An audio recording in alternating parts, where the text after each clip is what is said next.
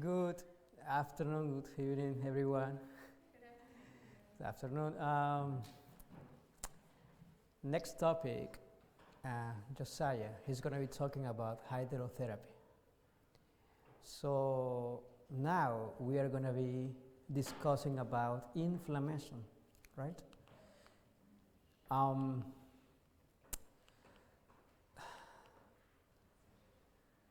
What is inflammation? Or what I mean is how many conditions they are going to be related with inflammation. Say again? Most of them. Any condition that it's ending in itis is related with inflammation. Pancreatitis, right? Appendicitis, right? Tonsillitis, pharyngitis. All of them, mostly all of them, right? They are related with inflammation. So the topic, it's going to be related how we are going to counteract inflammation, not only with medications. When I was in the school, I learned about inflammation. I learned that when you have a flu, or when you have a cold, or when you have any virus or parasite in your body, your immune system is going to start to what? Attacking that virus or parasite or bacteria. Probably you heard, of course, you heard already about the coronavirus, right? And everybody is a little bit concerned about it, and we should be concerned about the coronavirus. However, as I mentioned last night, we should be concerned about the process, how we are going to prevent and counteract that infection before I get it. Because that's the issue, that's the goal. Prevent the disease, prevent the coronavirus. So what we can do in order to prevent that viral infection, which have to see with inflammation. This is an effort of nature to what? To free the system from conditions that result from a violation of the law's health. This is a definition of inflammation. Why? Because disease is an effort of nature. When you have an inflammation, it's because you have an insult in your body, right? That your immune system is going to start to counteract that inflammation in order to free your system from that insulting, right? From that insult. So disease is an effort of nature to free the system from conditions that result from a violation of the laws of health. Well, let's check the definition of inflammation. What's the definition of inflammation? It says, nature's way of protecting the body from harmful substances, injuries, irritants, allergens, or microbial pathogens as bacteria, viruses, fungi, and parasites. And this what? It is mediated by the body's immune system and is part of what? Our Creator's beneficent healing process. Part of a protective response of varied tissues involving immune cells, blood vessels, and molecular mediators. So that is the definition of inflammation. It's kind of like the same of the definition of Ellen G. White. Free the system. That's disease. When you have a disease, when you have a condition, it's because you are fighting. And also because you were what? You were violating the what? And what are those laws of health?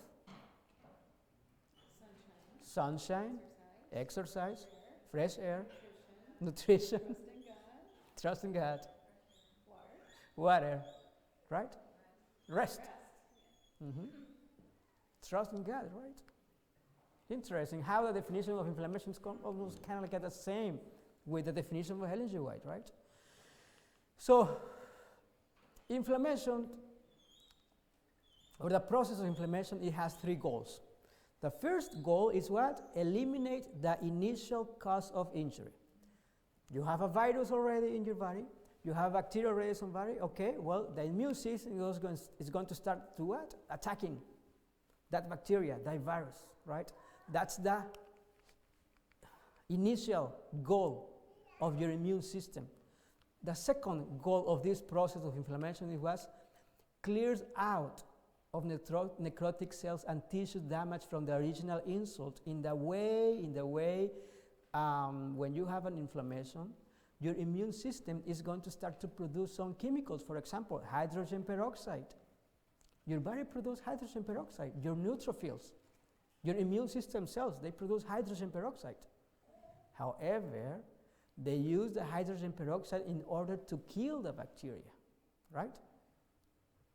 What happens that people, they are drinking hydrogen peroxide with water in order to have more oxygen in our body. Well, there's an enzyme that if you are overloading the capacity of the hydrogen peroxide, instead of produce a benefit in your body, it's going to damage the tissue.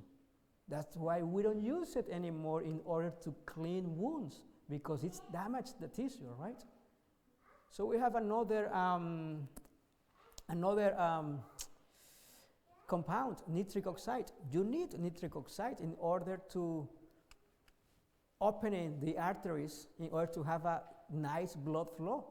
However, when you have high levels of this nitric oxide produced in your inflammation process, you are going to cause also damage in your tissue. So one of the third goal of this process of inflammation was, one, initiate what? Or try to counteract the initial cause of injury. The second is what? Clears out the necrotic tissue or the damaged tissue that it was produced during this process of inflammation. And the third goal, it was initiate the tissue repair. These are the three goals of the inflammation. So we have here our army, right? God. This is the God's army in our body. We have the white blood cells or leukocytes, neutrophils. The neutrophils, they are the immune system cells that when you have a bacterial infection, in the first 48 hours, your immune system is going to start to produce neutrophils in order to counteract that bacteria, but only for bacteria, right? When you have a long-term bacterial infection, you are going to start to use the monocytes. The monocytes, they are some other kind of cells that they are going to be attacking that insult from bacteria, right? You have the eosinophils for allergy response. You have the basophils that they are going to be releasing histamine. For example, when you have asthma, you are producing a lot of histamine. That's why you need, well, not asthma, when you have any kind of allergy reaction, you are going to be using some anti-allergens, right, in order to counteract the production of some chemicals. So all of these immune system cells, they are going to be producing some chemicals. And those chemicals, for example, the histamine, the hydrogen peroxide, nitric oxide, they are going to damage our tissues. In acute response, inflammation or inflammatory response, we need that inflammation response. Our body, our creator, God, put in our body that response. However, the problem is when you have many days or months having this inflammation response. We have some other chemicals, for example, the prostaglandins, leukotrienes, for example, a medication for asthma, they are going to counteract the action of the leukotrienes, right? Aspirin, well, we're going to talk a little bit about aspirin as well. What are the signs of acute inflammation? We have a chronic and acute inflammation. And remember, we need inflammation. Inflammation is good. But like in everything in our bodies, it has to be balanced. equilibrium, homeostasis, right? So one of the cardinal signs of inflammation is pain, redness, swelling, heat, loss of function of affected organ or body part, right? Some of the systemic signs of inflammation, it could be fever, right? Fatigue, headaches, loss of appetite, and muscle stiffness. So some examples of acute inflammation. Acute inflammation is good, right? Why? Because when you have a tonsillitis, inflammation of your tonsils, well, you need to attack that bacteria. In that week or 7 days, your immune system is going to be attacking that bacteria, but that's an example of acute inflammation. But some examples of chronic inflammation, when your body is in constant producing these kind of chemicals. Well, we have allergies, state, for example, asthma, eczema, H. pylori related with the gastritis, right? Autoimmune disorders, lupus, rheumatoid arthritis. So,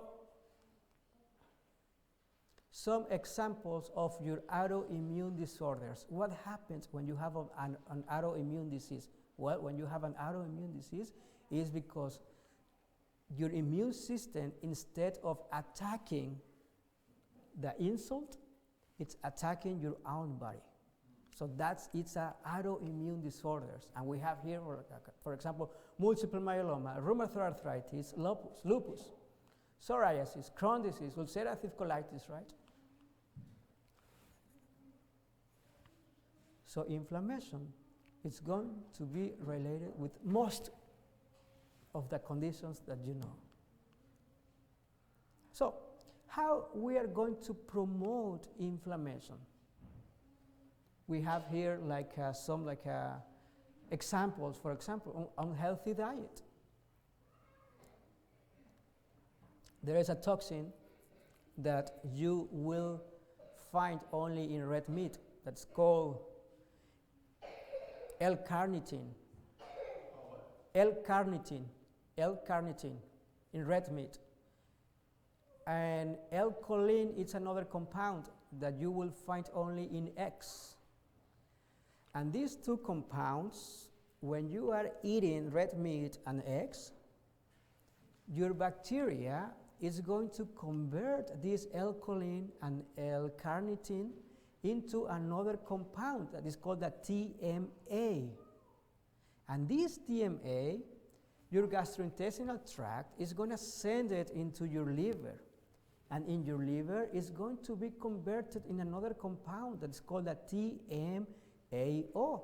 And it's interesting because you can promote cardiovascular disease even if you are not overweight, even if you don't have a high cholesterol levels, even if you don't have hypertension, only from this compound, the TMAO, produced by your bacteria, produced by L-carnitine, produced by L-choline, related with red meat and eggs.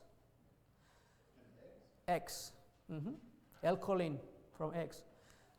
In the beginning of, the last year, one of the most prestigious magazines in conventional medicine, they state that even 1.5 egg a week, it can increase your cardiovascular disease risk up to 20-something%. Only 1.5 egg a week.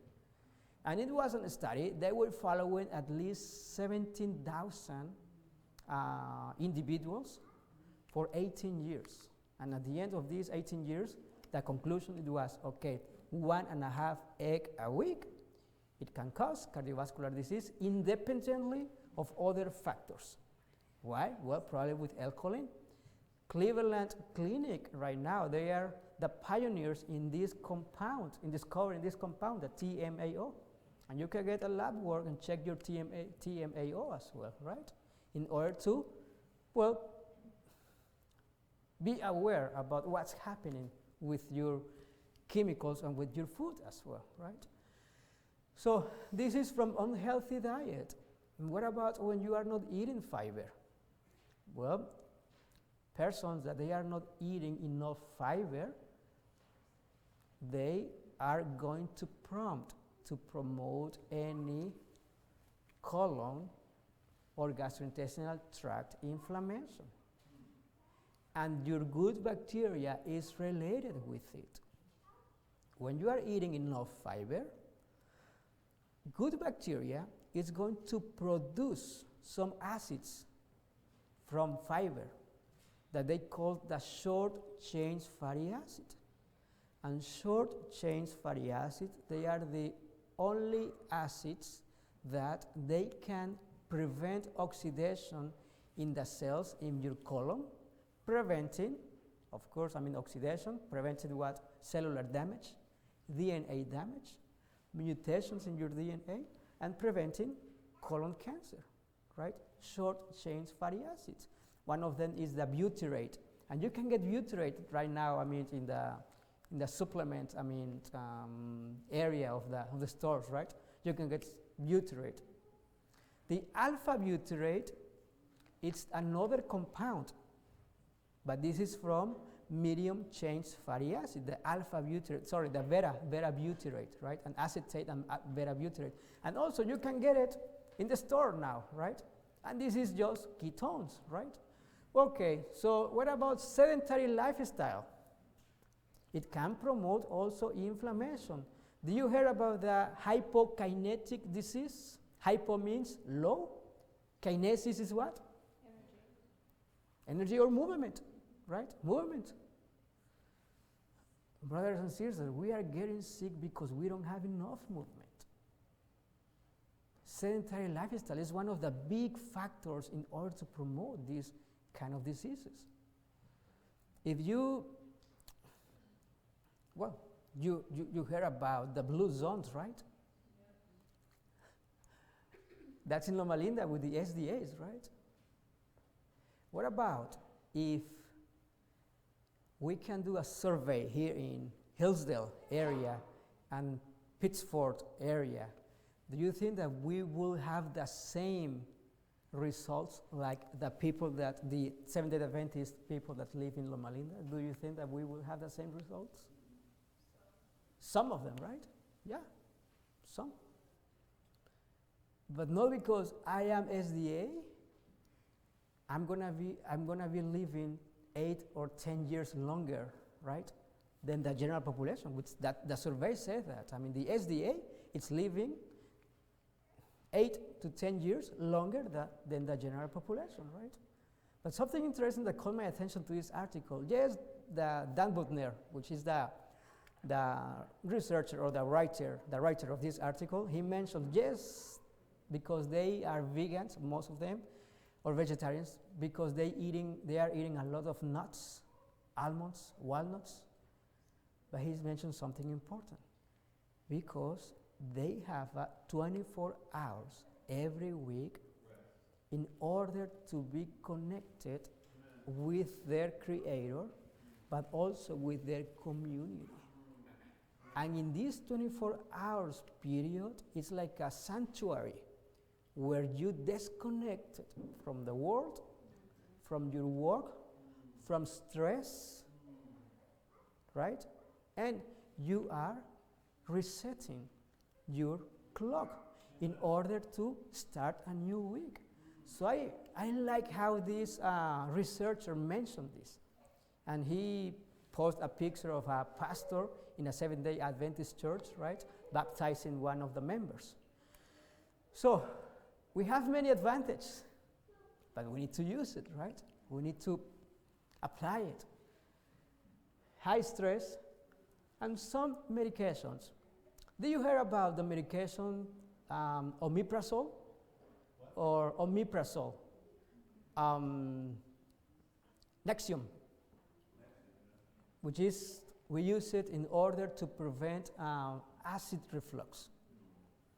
It's interesting how this medication is going to work, because one of the mechanisms of action is just to suppress the production of hydrochloric acid, or the acid in your stomach, right? However, When you are suppressing the production of these acids, there is another cell in your stomach that is going to try to counteract this low production of acid. So in this process, this cell is going to get confused and is going to start to produce more acid and more acid, more acid, and not just that. It's going to start to increase their size of the cells. Hypertrophy, right? It's going to start to grow up, this cell. Well, I mean, right now, this medication is related with stomach cancer for this problem. You are suppressing the production of acid. Your body is sensing that you are not producing acid, so you are producing even more acid now, and not just that, you are damaging the cells that produce acid. It's called gastrin, the gastrin cells, right? So we need to pay attention to these kind of situations, right? What about microbiome dysbiosis? What is this microbiome dysbiosis? Well, it seems like we have good and bad bacteria in our stomach and in our gastrointestinal tract. But when we don't have a balance between these good and bad bacteria, we're going to cause what? A disruption of dysbiosis, right? And also it's related with chronic inflammation. And we spoke about it that last night, that one of the first triggers in order to promote this disruption of good and bad bacteria is what? Just eating between meals. Eating between meals. It's going to be the first promoter to this problem, right? All these situations, they are going to promote unhealthy diet, sedentary lifestyle, high stress, medication. They are going to promote the what? The microbiome dysbiosis, oxidative stress, cell injury, promoting chronic inflammation, and then you are going to promote all these conditions, which even depression, persons with depression, they have the highest biomarkers, inflammatory biomarkers. Person with depression, right? What happens when you are depressed? You don't want to talk with anyone. You want to be in your room, isolated, right? You want to be in the darkness. You want to be just lay down, right? What happened to people? What happened with the person with flu and cold? They want to be isolated. They don't want to talk with anyone. They want to be just lay down, right? Well, it's related. They are kind of like the same symptoms, right? However, habitual or environmental factors such as excess weight, poor diet, lack of exercise, stress, smoking, pollution, and excessive alcohol consumption can also lead to chronic inflammation. Healthy diet. It is estimated that at least 60%, I will say 80 or probably 90% of the chronic disease could be prevented by eating a healthy diet. They say 60%. I believe that it's more than 60%, right? On average, Americans ingest 4.7 pounds of food a day. What about if we can have a better proactive decisions in order to eat food that's going to counteract inflammation instead the food that's going to promote inflammation? Not just viruses, not just bacteria or parasites, they are going to promote inflammation. No. Even the food that we are eating is going to promote inflammation. I can say even lack of sleep is going to promote inflammation as well. It's not just microorganisms. It's not just food. So, what are the components of a healthy diet, or what are the components of an anti-inflammatory diet? The components of an anti-inflammatory diet, well, we have the fats, proteins, and what? Carbohydrates, right? every cell in your body is surrounded by a layer of fat. Every cell in your body. I mean, all the cells of my body, they are surrounded by a layer of fat. However, the fatty acid composition, the fatty acid composition of this layer is going to determine the fluidity, the communication between the outside of your cell and the inside of your cell, in order to introduce nutrients and in order to expel some nutrients from your cell. So that's very important. What kind of fat are you eating? We need fats for your brain, specific cholesterol. You need fats in order to produce estrogens, in order to produce testosterone. We need fats in order to absorb some nutrients or vitamins like a vitamin A, vitamin D, vitamin E, and vitamin K. However, your liver is able to produce 1,000 milligrams of cholesterol every day. 1,000. We don't need more cholesterol from outside. So what's happening when you are overloading the amount of cholesterol? Well, that cholesterol is going to be used by your body in order to build up every cell. What happens with that when we are eating saturated fats?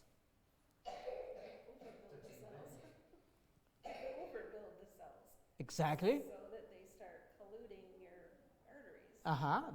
That's another point, yeah. That rubs off in your arteries and stuff, veins. That's another point. They start to stick together. That's another point.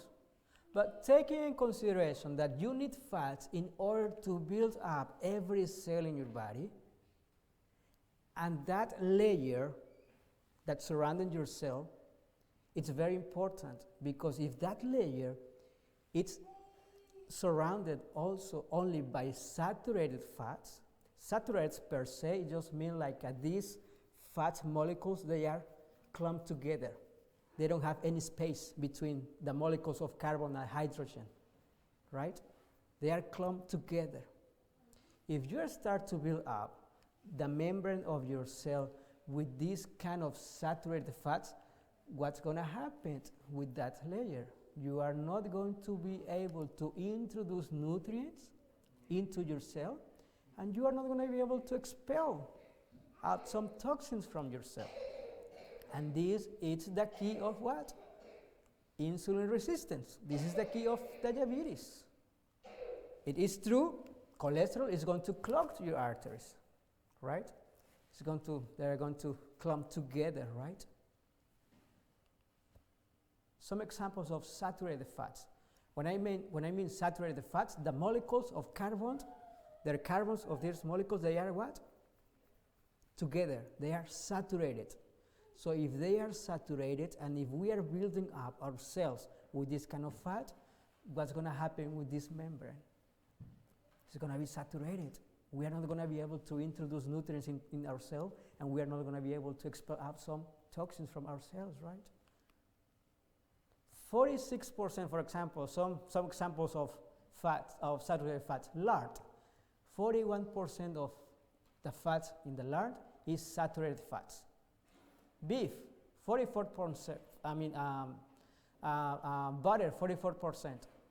Sorry, butter, 66%. Beef, 44%. But what about coconut oil? Why is it so high? Have the same question. 92% of all the fats of the coconut oil is saturated. Saturated fats.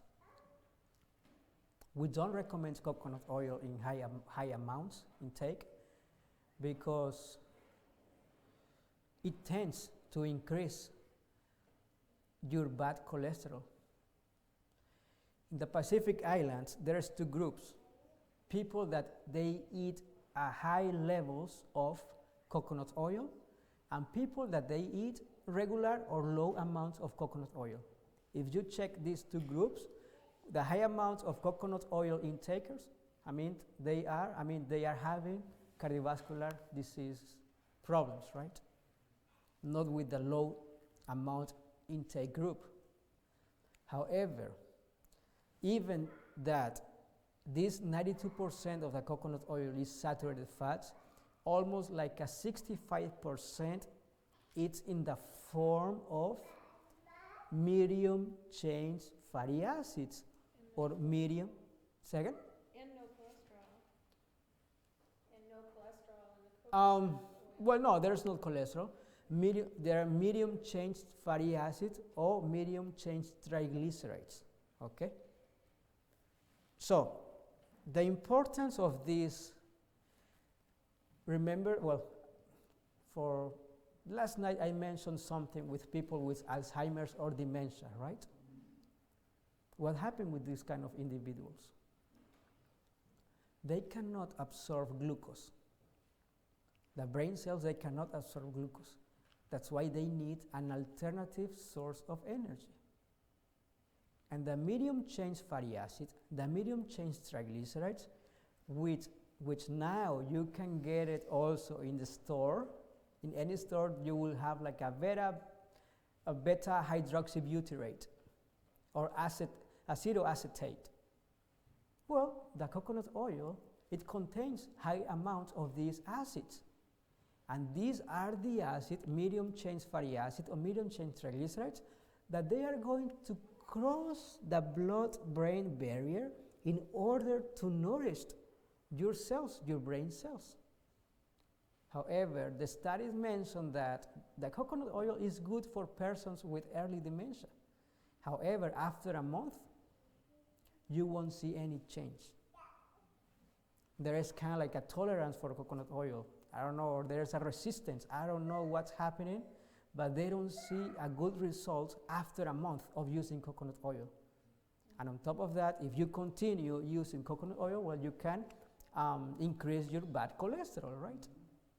So that's one of the problems with coconut oil. So, okay, yes, you can use coconut oil, but don't use it in high amounts.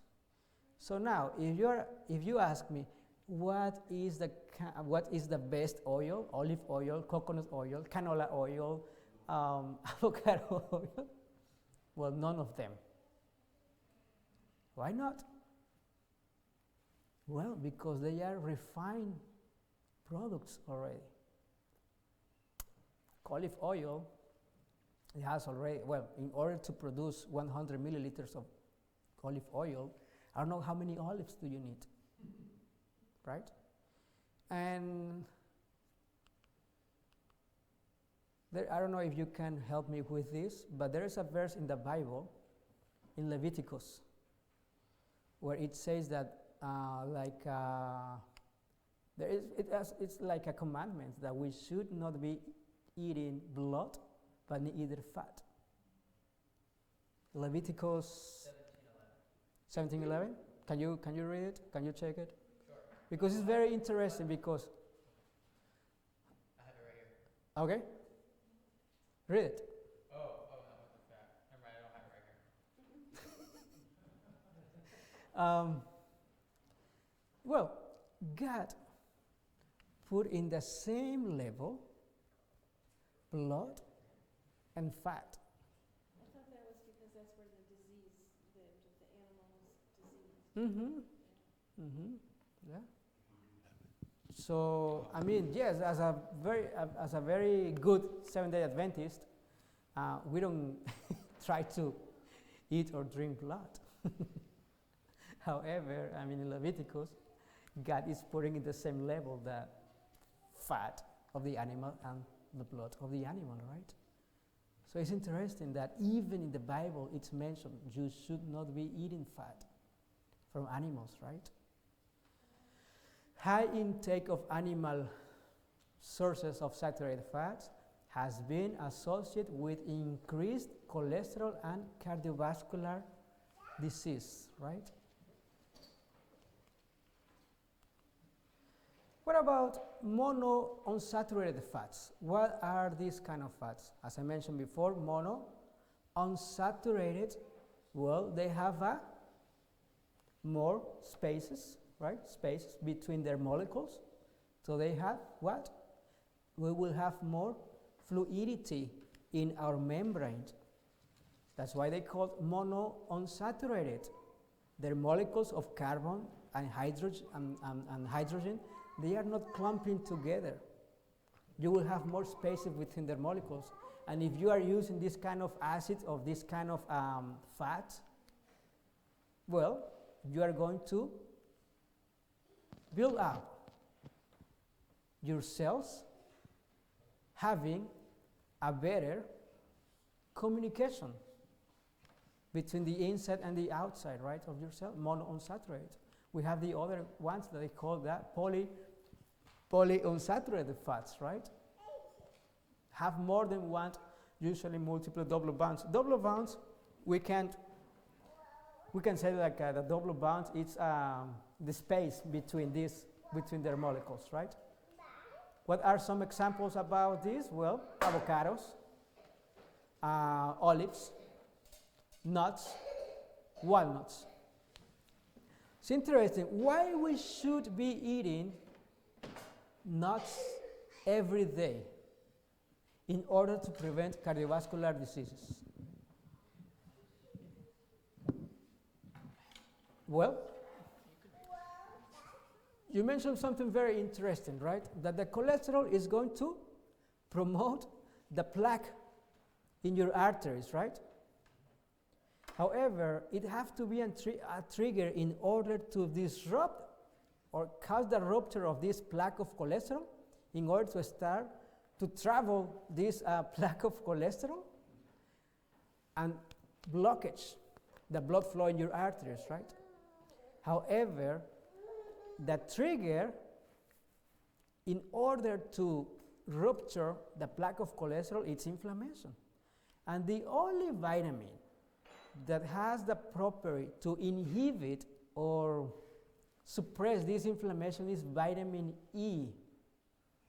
Vitamin E, we have the plaque of cholesterol. In order to prevent the rupture of this plaque of cholesterol, you need to have vitamin E, high levels of vitamin E. However, I don't recommend vitamin E supplements, but we do recommend to eat, for example, a handful of nuts or a handful of almonds because the vitamin E. In this situation, well, you are going to be preventing the rupture. If you have a plaque of cholesterol already, you are going to be preventing the rupture of the cholesterol, the plaque of cholesterol, right? Only with vitamin E. That's the only vitamin with this property. What about omega-6 and omega-3? One of them is going to promote inflammation, and the other one is going to prevent or counteract inflammation. Omega-3s prevent, omega-6s promote. Exactly, yes. However, in the cascade or in the pathway of the omega-6, we have one acid that is called the arachidonic acid. The arachidonic acid, it's in the screen. The arachidonic acid is the principal or is the main factor in order to promote that cascade of inflammation. It's not specific the cholesterol. And many times we are so concerned about the cholesterol that we are not paying attention to the levels of this arachidonic acid. Cleveland Clinic also, they promote or they advise that you should get a blood work in order to check the levels of your arachidonic acid, specific in your red blood cells, specific in your platelets. Every molecule of platelets, remember what the platelets are, right? The platelets are the compound that they are going to clump together in order to prevent bleeding. However, when you have a heart attack, right? This heart attack is going to be promoted by the plaque of cholesterol, but also because the molecules of platelets, they clump together and they cause this obstruction of the blood flow. But it's interesting because every molecule of platelets is going to be surrounded by arachidonic acid. Okay? But if you check any book of biochemistry, they say, okay, yes, you will have molecules of arachidonic acid surrounding the platelets, but it's very easy to move out the arachidonic acid from your platelets molecule. Only with what? With omega-3 fatty acids.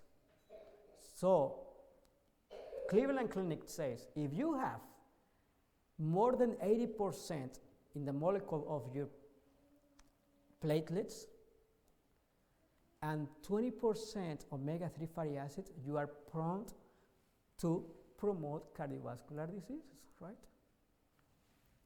However, so now the question is where we are going to find arachidonic acid. Well, only in the animal cells contain arachidonic acid. My cells contain arachidonic acid.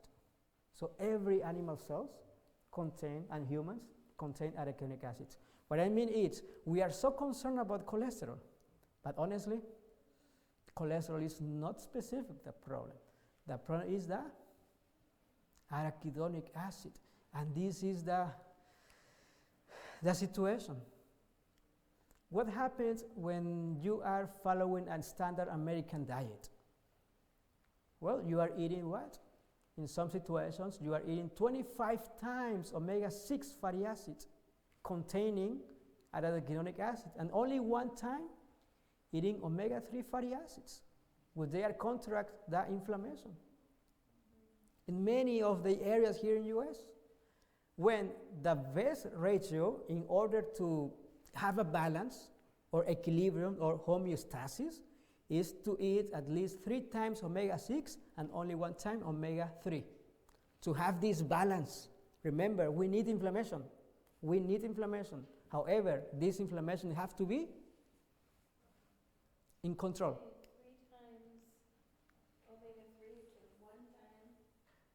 3 times omega-6 to 3 times omega-6 to 1 time omega-3. However, the standard American diet is going to promote like 25 times omega-6 and only 1 time omega-3. And this is the issue, right? That's why everybody eats with pain all over the body. Fibromyalgia, rheumatoid arthritis. Not only that, the arachidonic acid is going to increase the viscosity of your blood. And when I said viscosity, I mean the thickness of the blood. And if you are talking about hypertension, the definition of hypertension is blood pressure. It's equal to cardiac output, which cardiac output is the volume of blood that your heart is going to be pumping every minute, multiply by the peripheral resistance of your vessels, right? However, this resistance of your vessels is going to be promoted by the viscosity of your blood, the diameter of your arteries, we spoke about vasoconstriction this morning, right? Diameter of your arteries, and also the length of your vessels, right? Of your arteries. However, if we take into consideration what is going to promote the viscosity in your blood, fat, arachidonic acid, fat, lack of water intake, blood sugar levels, food, constant food, right? High levels of uric acid, high levels of red blood cells or hemoglobin, or hemoconcentration, they call it like a hemoconcentration. And this is coming because you were eating a lot of red meat. So all these factors, they are going to promote the viscosity of the blood. And when you are increasing the viscosity of the blood, your heart and your arteries, they are going to promote hypertension. But there is another good point for viscosity, that it's related with that body temperature. If certain area of your body it's lower than the normal body temperature, you are going to increase the viscosity almost like a 7%, the viscosity of the blood. So what happens when you are in an area when it's cold, if you are not covering proper, right? Well, you can cause problems with your circulation. But this is hypertension. Hypertension is blood pressure is related with the amount of blood that your heart is going to be pumping, the viscosity of your blood, the resistance of your artery, which is related with that diameter, the viscosity, right? And also the length. But there's something interesting here in the resistance of your arteries, in the diameter, of your arteries, because we spoke in the morning about stress response, right? The only way in order to constrict your vessels is through your sympathetic nervous systems. Is when you are thinking very negative, is when you are under stress, you are constricted your arteries. Why? Because you are producing cortisol and adrenaline. However, you cannot modify this from your brain. You need to have a local modulation of the vasoconstriction, local regulation, in order to open the arteries. Adenosine. Adenosine is one of the compounds that is going to promote the vasodilation. And adenosine, you are going to be producing adenosine when you are exercising. That's why, yes, when you are exercising, you increase the cardiac output, right? Your heart is working hard and you are sending blood to your muscles. However, at the same time, you are producing adenosine. That's why your blood pressure during exercise is not going up. Instead of that, it's going to go up a little bit, but not like you were expecting, because you are producing or you are pumping a lot of blood, right? Adenosine, only through exercise. One of the other factors in order to promote this local vasodilation is potassium. That's why we recommend celery juice in the morning. High levels of potassium. If you don't have a good balance between your potassium and your sodium, with this salt, you are going to promote also hypertension, the stiffness of your arteries, right? Another compound is a carbon dioxide. One of the simple ways in order to modulate your blood pressure is through slow breathing. In UG Pines, we recommend this breathing exercise. We call it 4-7-9 exercise. What is this? Okay, you are going to be breathing within 4 seconds. You are going to hold that breath or that oxygen in your lungs for 7 seconds, and you are going to breathe out within 9 seconds. And in that situation, you are suppressing the sympathetic nervous system response, and you are relaxing your body, right? So we can do that. Okay, let's deep breathe, okay? We're going to breathe in 4 seconds. We are going to hold it for 7 seconds, and we are going to breathe out for 9 seconds, okay? Okay, let's breathe. Hold it. Breathe out.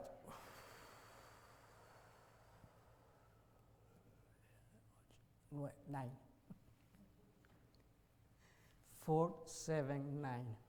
If you check Andrew Will is the father of the integrative medicine, and he used this kind of breathing in order to counteract the effects of the sympathetic nervous system as well, right? You don't have to do 4, 7, 9. You can be breathing deep for 20 seconds, and it's fine. But the idea is that you need to maintain your lungs oxygenating all the time. I mean, Ellen G. White mentions that. Your posture, the way how you walk, in order to expand your lungs, right? In order to expand your lungs. So, well, we have here, well, it's not, anyways, we have, this is the cascade of inflammation. Many medications, for example, we have the aspirin that's going to counteract the action of the arachidonic acid.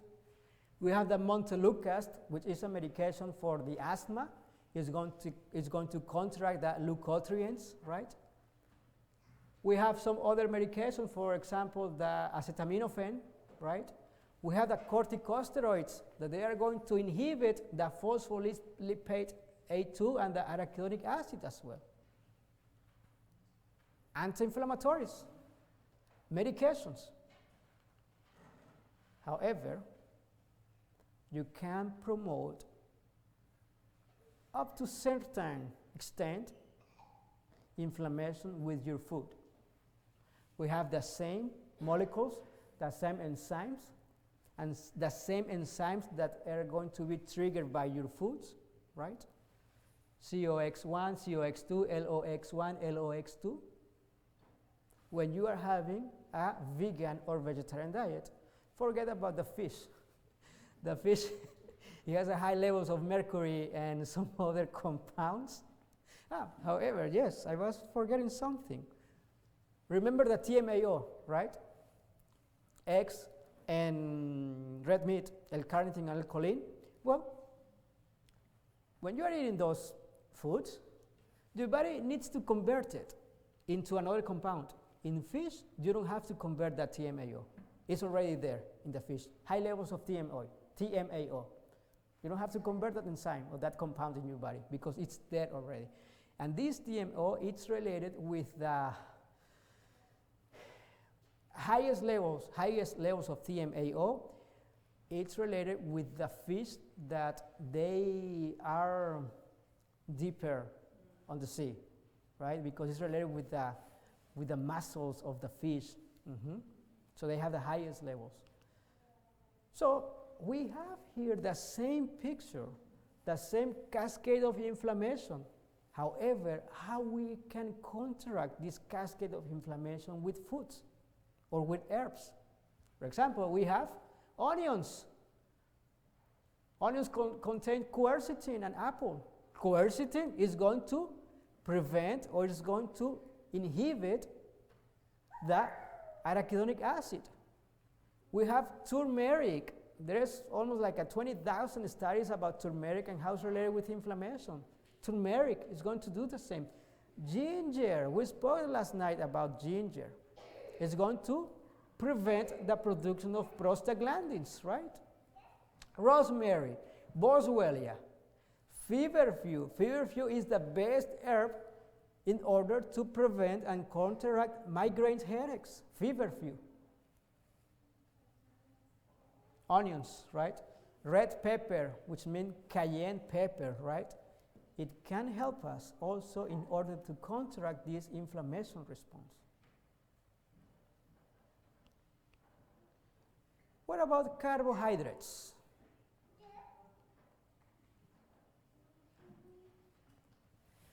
Grain consumption was inversely correlated with the elevation of C-reactive protein levels, which C-reactive protein is just a molecule that's going to be elevated when you have an inflammation in your body, right? Whole grains contain fiber, magnesium, zinc, B vitamins, and vitamin E that may help control inflammation. Vitamin E, zinc, right? Excessive consumption of highly processed carbohydrates, like a white flour, refined sugars, causes an abnormal surge, right, in blood glucose and insulin levels, and then overloads the capacity of your mitochondria. Remember your mitochondria? We spoke about it last night. The mitochondria is a tiny well, the tiny component in every cell that's going to produce energy, right? But when you are overloading the capacity of these mitochondria, instead of produce energy, you are going to produce toxins. High intake of vegetables and fruit, more than 5 servings per day, has a significant inverse dose response associated with what?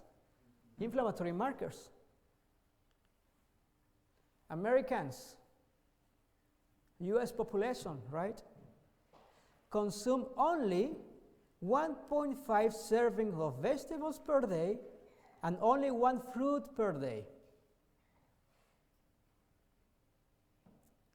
However, only 1 in 11 Americans consume at least 3 servings of vegetables, 1 in 11, and 2 servings of fruit per day.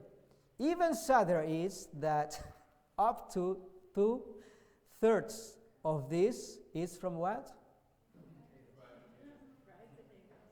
Fried potatoes and iceberg lettuce. From what? From where? From burgers? Because that iceberg lettuce came on their Big Mac. Yeah. Mm-hmm. That's why we are eating. By the way, I mean the FDA for this kind of a school's lunch, the pizza is considered as a vegetable because the tomato sauce. Yeah, because the tomato sauce. Yeah. But not just a tomato sauce, right? Okay, portion control is also important. Overconsumption of even healthy, low glycemic load foods can trigger an hyperglycemic response, high levels of blood sugar, and inflammation. Excess of calories, regardless of source, also contribute to obesity, which itself produces inflammation. Not because I am or you are vegan, you are allowed to eat the amount that you want, right? No, we need to be careful with it as well. In terms of losing weight, it's not just the quality, the quantity, but also it's very important that timing. When are you going to be eating your meals, right? What about proteins? Well, legumes are high in protein, of course, fiber, iron, folic acid, and B vitamins. 4 servings of legumes per week in obese individuals resulted in significant decrease in C-reactive protein and also LDL cholesterol, which is the bad cholesterol. You have a plenty source of protein related with beans, right? So if you want to go to the gym and start to lifting weights, well, we have a vegan protein here as well. Pumpkin seeds, peanut butter, hemp seed, almonds, pistachio nuts, tofu, flaxseed, they contain proteins. You can get vegan protein if you want, right? We don't need that myth that we need meat in order to build our muscles. Well, it's not that true, right? You can build your muscle because the muscle, yes, is related with your protein intake, but it's related with if you are doing exercise every day, or if you are lifting weights every day. It's not specific. You can eat, yes, a high amount of protein, but if you are not exercising, that protein is going to be converted in fat. And that happened to me before. I was eating or drinking whey protein, but I was not exercising a lot. I just gained weight. I didn't gain muscle because how you are going to increase muscle is with the repetitions of exercise, of lifting weights, right? Nuts and seeds can also be added to an anti-inflammatory diet for extra protein consumption. Consumption of 5 or more servings of nuts and seeds per week was associated with lower levels of C-reactive protein again, and also interleukin 6. Interleukin 6 is one of the molecules that is going to promote inflammation. Other anti-inflammatory foods, spices, and supplements. Ginger, cayenne pepper, rosemary, boswellia, feverfew, white willow bark,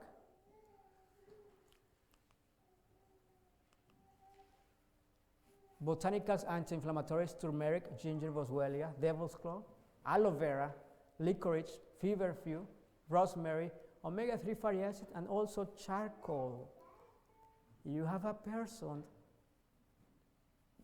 person with gastritis, they can get charcoal in order to soothe, right, stomach, to neutralize those acids.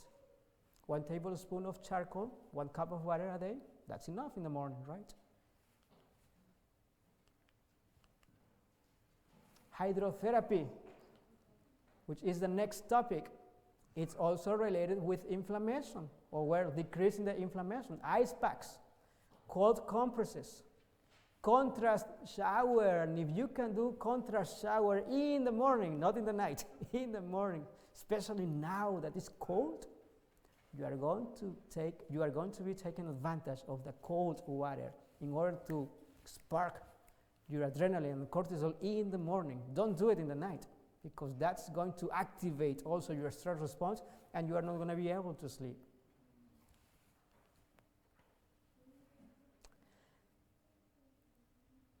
If you can add these items to your daily routine of diet: garlic, flaxseed, chia seed, turmeric, and black cumin seed, you are going to be having an anti-inflammatory diet. However, the best anti-inflammatory diet is this one. And God said, "See, I have given you every herb that yields seed, which is on the face of all the earth, and every tree whose fruit yields seed, to you it shall be for your food." This is the best anti-inflammatory diet. Fats, carbohydrates, and proteins from vegetables, from fruits, from seeds, from legumes. And in this situation, we are going to be boosting our immune system in order to counteract and attack every microorganism that it can cause any disrupt in our immune system or causing an injury. We are going to have a break now, and we are going to continue with the presentation on hydrotherapy, which is related also with inflammation. So now you know how to counteract inflammation with your foods. So now you will have another ideas of how to use the water in order to counteract this issue. Thank you, Doctor. We'll take a 5-minute break, and we'll meet right back here in Sanctuary.